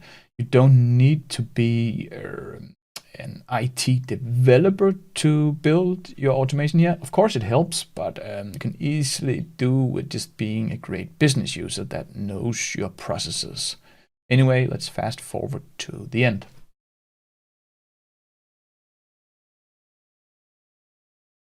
That's it. Let's inspect our newly created data here. So I opened that, and in here you can see that we actually also have the activity code. Of course not for the fails, that's the one that didn't exist, but for everything else. Here you can see that sometimes we get some codes and sometimes we got to look it up at scat. So far, so good. So let us just fix, that's the last part here. Let's just fix the company's 10 data. This is a very simple sheet, but now we are doing the most efficient and method that will not cause errors at all, because we are doing it away from the user interface, that is the browser, and we are doing a REST API call. Let me show you what that is. So if I go to the course page, that one is here, and then just, then we need to scroll a little bit down, take the API documentation. Here we can write in a CVR number. This is only in Danish, but that's just what we have here. And since they are Danish numbers, then just pick the first one here. I copy that one out and I go to my browser. I paste it in here and there you go. Now we have all the information straight out in a format. This format, by the way, with these curly brackets in the start and end, that's a JSON. That is key value pairs. So what we want to do is to do this lookup and then get, for example, the industry code, that was the one we just had, the phone, or maybe just the address up here. Here you can see the zip code and city as well. So this is very reliable. We're just sending in a request. We are using this URL up here for, and that is, I copied this, that is for this CVR number. And then let me just show you what will happen if I do this. Then this is the JSON. This is the same JSON. Here it is just a little bit prettier. But we are sending these away from Power Automate for Desktop and then automatically get the result. Let me show you how fast and reliable it is. So we'll first do it in a demo. So I will delete all these, and then up in actions, we will have an invoke web service here and drag that one in. Here we need a URL, and that is this one. You actually don't have to do anything else here. You can just click save, then we can run the robot. Here you go. And you can see here the it created a variable called web service response. That should be this one here. And here is our JSON. So now we got all the information we want on this VAT number, CVR number. We just need to know how to get the data out of this JSON. It's called JSON parsing. We are making it, we're creating an object out of it so we can easily refer to, for example, address and get that one out. So right now it's just a text value in a JSON format. So then we close it.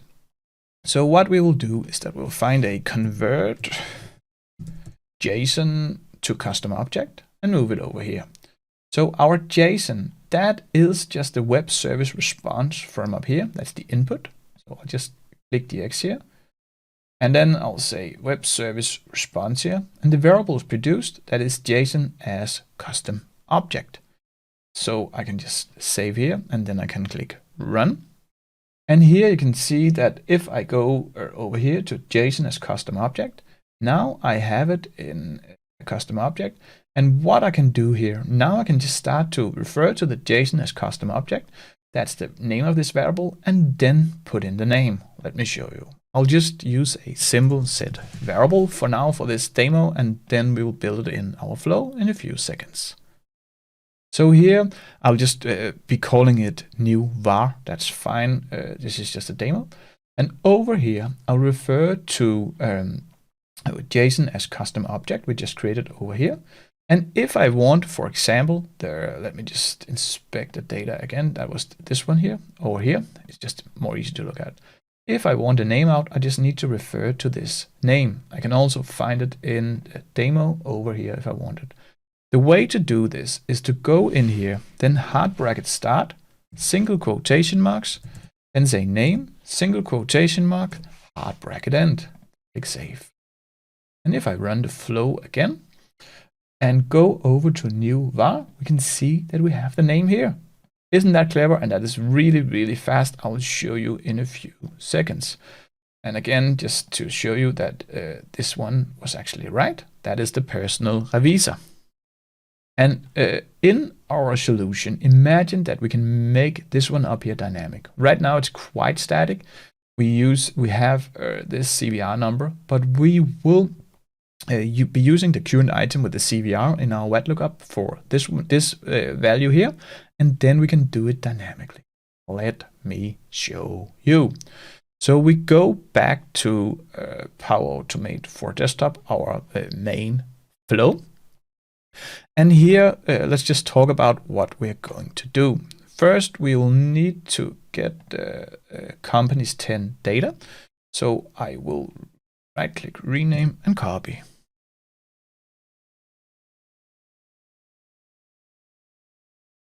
Then I will close down this sheet, because now I have what I want. So in initialization, I'll set the active Excel worksheet to 6 companies 10 data. That is fine.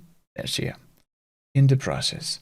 Now we are not working in the browser anymore. So what I will do here, and actually in the initialization, I will delete or disable the launch new Chrome. Then we'll get a few errors because all these are browser elements. So I will just click. So this one, don't hold control in, but don't take the for each because we're going to use that.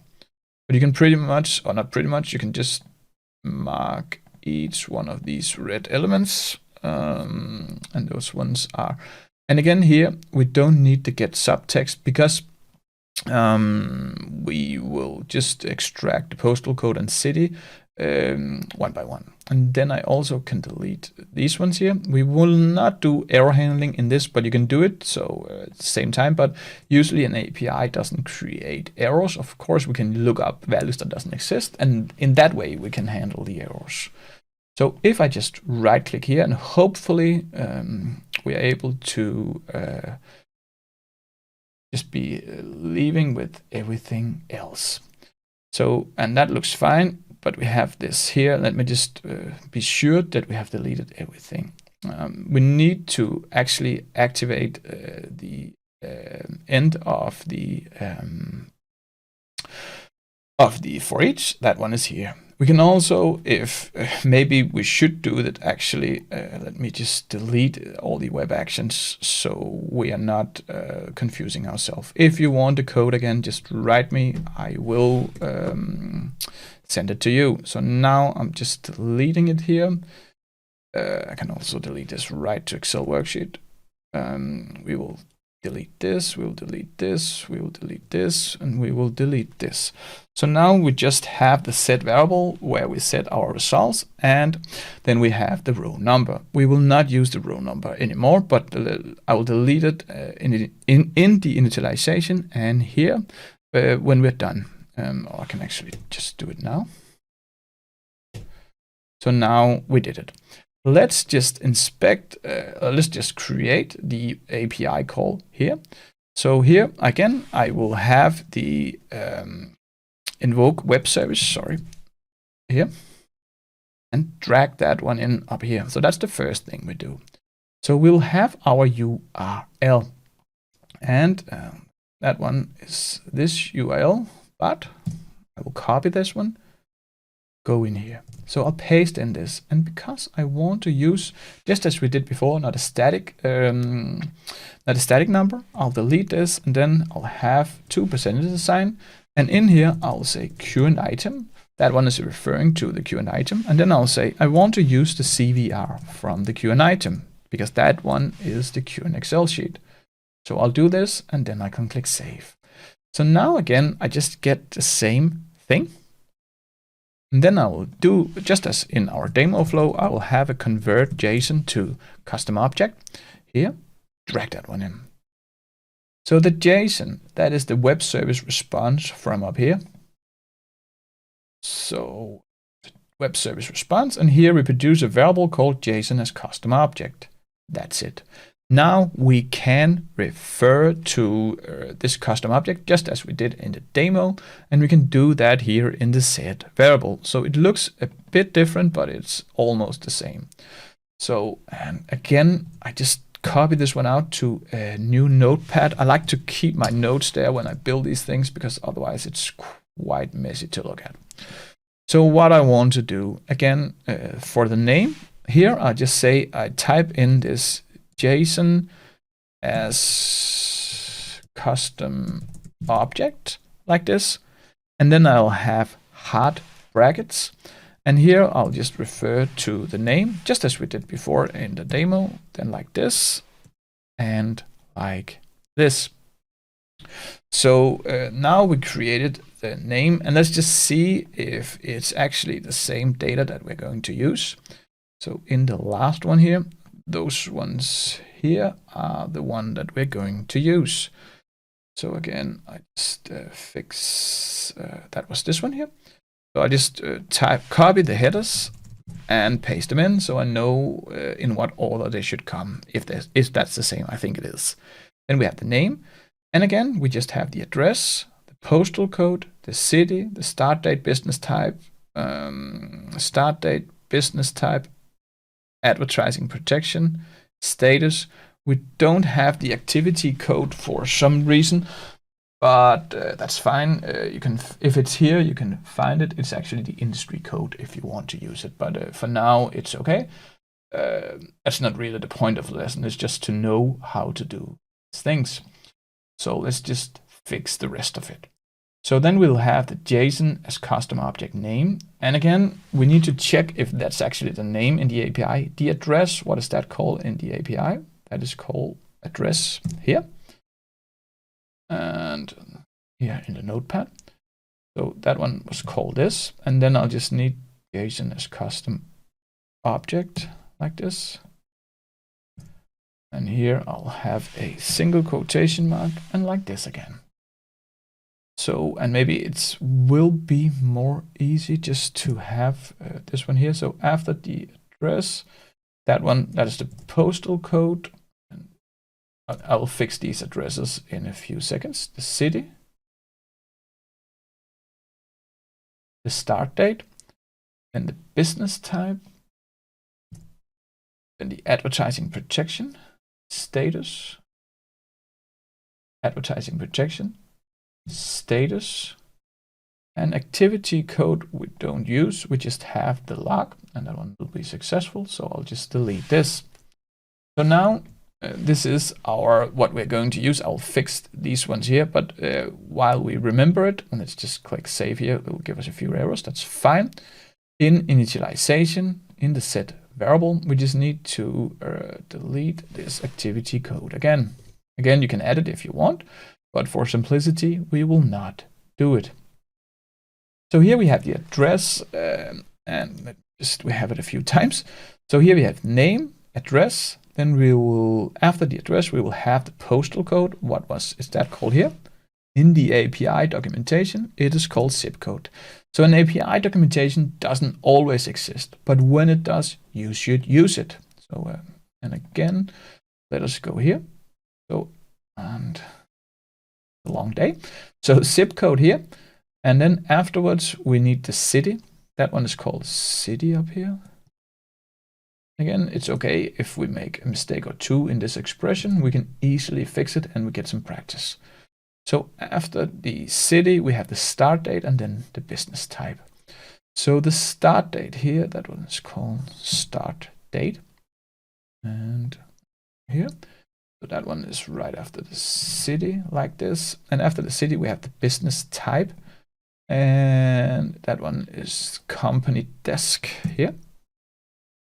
So what we're doing here again is that we are creating this expression here. So then we have the advertising protection, the status, and then we're done. So advertising protection, that one I just need to find. Here, that one is protected. So I will copy this one here, paste it in here. And finally, we need the status of this, if it's here. So the status was called something, well, yes, no, but maybe it's not here. And that's just the way it is. And this is just actually a free API, so it's not the official API. And that's that might be the reason why we can't find the status here. We can have the credit status that is null. Well, there's not really that. The company code, industry code. And here we don't have the status. That is fine. So what we can do, and here we can, let me just inspect the data. We in the sheet, we actually had the status. So what we will do here is that we'll close this one down. And then in this expression, I will just be writing nothing in it. That is 2 single quotation marks. Now, hopefully I made the correct expression because this is rather long. So I will go in here and not here. I'll go in the process and then in the set variable, we'll paste this one in. This should do it. I can click save and we don't get an error. That's fine. So now we are invoking this web service. Then we are converting it to a custom object, this JSON, and then we use it to refer to these names. And let me just save it to be completely sure that we have it here. Delete everything here, and then I will run the flow. And now you should pay close attention to how fast this is, because we are launching Excel, then we are doing each one of these invoked web services. You can see that's it.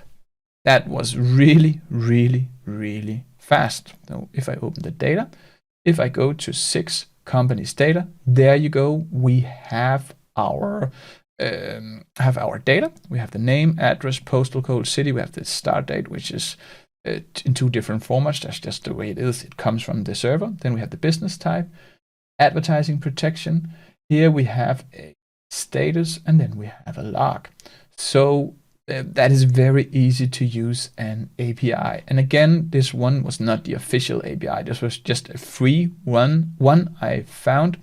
And the benefit of that is that we can test on it for free. But if you want all the information, then you should look for the official API to that website. Which use case should I solve next? Let me know here in the description and I might pick your case. Well done, you completed the project. To get even better, you should watch and build this project up here with me.